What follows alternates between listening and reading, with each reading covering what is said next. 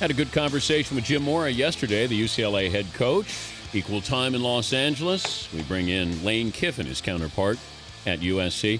Coach, we were just talking together with the Danettes, and the fact that you guys don't have those interchangeable uniforms. We see Oregon, some of these other universities. Have you thought about having a different, multiple options, I guess, with uniforms at USC? Yeah, we have, Dan. It comes up often. It's Nike comes up with some different ideas for schools, and the tradition here of the uniforms and how special it is, has led us to not change and follow really what almost everybody else is doing. So you won't. You've entertained the idea, but it's up to you. You make that decision, or Pat Hayden, the athletic director. Yeah, we've every year it's come up, and there's been some ideas presented to us from Nike, whether it would be every game or just one game, and just made a decision. It's just it's not for us. Whatever you do, do not change the outfit of the Selling Girls. Okay. You got it. All right, that's all I'm asking here. Let's get to the news here. So when do you decide who's your starting quarterback? Well, that's a good question, Dan. We would have liked that to be done a long time ago, but both guys have performed so well. It's made it a hard decision, which is a good thing. We have great confidence that both guys could play really well for us and lead our offense the way that we'd want. Okay, so what's it take? What's the Did you like how I really No, that you did not answer that one. Yeah. Do you know who it is privately? I don't. In your mind? I don't. At times I think I do, and then and then the other guy steps up and has a great practice and it switches back. So I do not know. What's the deciding factor here then? Well, we'll probably over the next couple of days here really go back and look at the entire camp as we move forward to Hawaii, and the deciding factor has always been with this team, because I think we're going to be really good on defense led by our front seven, and that we're going to run the ball better than we did a year ago, is going to be decision-making and taking care of the ball and putting us in the best position to win. So it's a safe choice? It's not a safe choice. It's really the guy that plays the best that gives us the best chance to win. And so if not turning the ball over is considered safe, then that would be accurate. Yeah, I feel like Kessler's going to get the nod. Okay. Well, you may want to factor that in if you have your conversations. I got you. Yeah, we have your vote. Jim Mora was on yesterday. He said, now, do you guys live in the same neighborhood or close by? Yeah, I think we do. I think he bought a house but has not moved into it yet. I think he was doing some stuff to it. But in the meantime, he's in the same area. Would there be?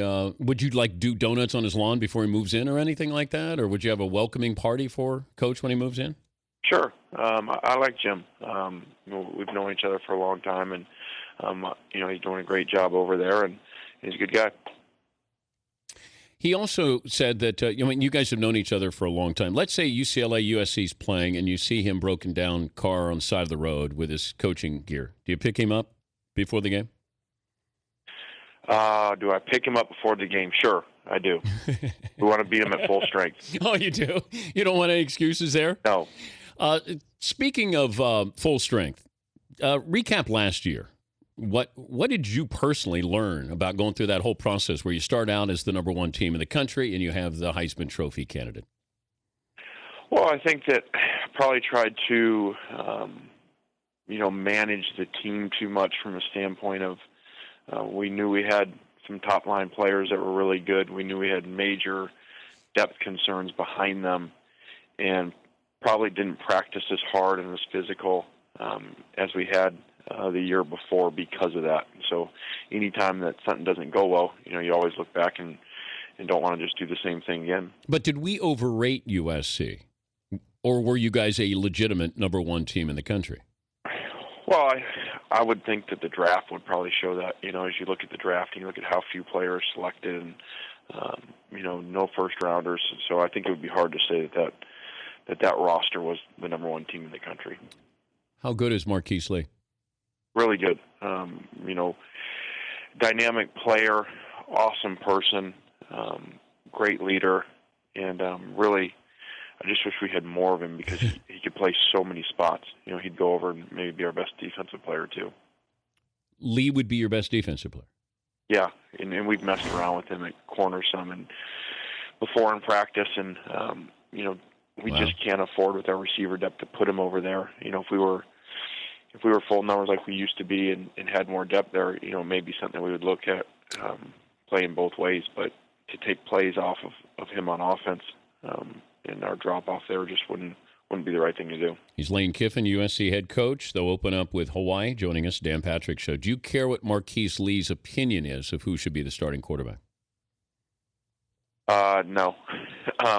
Marquise is here to play receiver, and he's got work to do, and we've really challenged him on the little parts of his game, improving that, and and he understands that. He's here to do his job and not worry about that. How good is Brett Hundley at UCLA? Really good. We sacked him 5 times in that game last year and missed 7 more where we had him and couldn't get him down. He is he's a great player. People ask him about him. He kind of reminds me of Culpepper when he was in college and coming out before the injuries, where he could really run. He was just faster than you think he is and really hard to bring down because he's so big.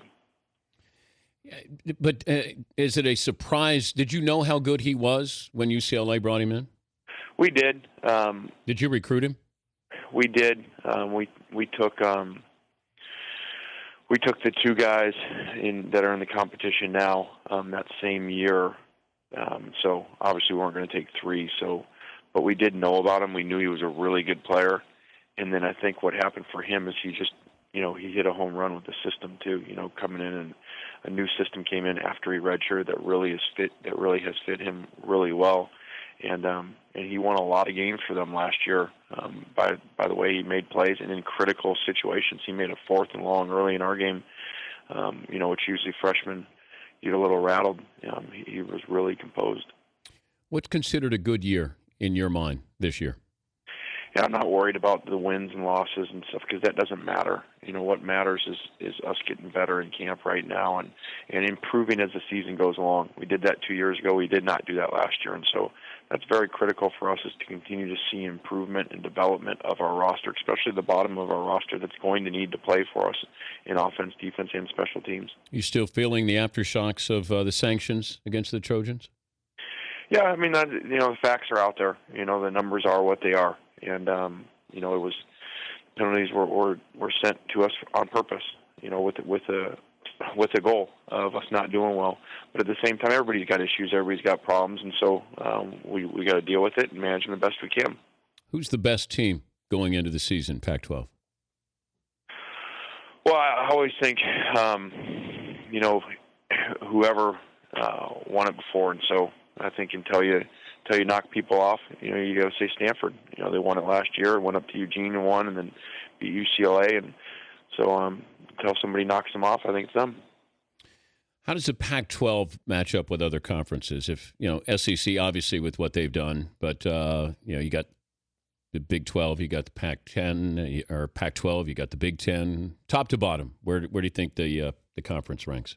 Well, I think it sits at number 2, and I don't think it's there's much argument there. The SEC, winning so many championships in a row has to be number 1, and then the Pac-12 has got to be number 2, and a close 2 because of the depth of the conference. You got to play every week in this conference, and every team's very competitive and plays a tough non-conference schedule. So I think it sits there at 2, and why it's not 1 would be the front 7. The front 7 on defense. Down in the SEC, there's so many matchup issues that come there every week, and you see that in the draft every year, with the amount of players from the SEC taken in the front 7 on defense. Having any fun? Yeah, we had a great camp, and everybody this year feels good usually about their team because we're all undefeated, but sure. All right, well, good luck. Good luck with that quarterback decision there. Thanks for joining us, Lane. Anytime, Dan. Thank you. All right, Lane Kiffin, USC head coach. All business there. That's midseason form right there. The Dan Patrick Show, weekday mornings on Audience.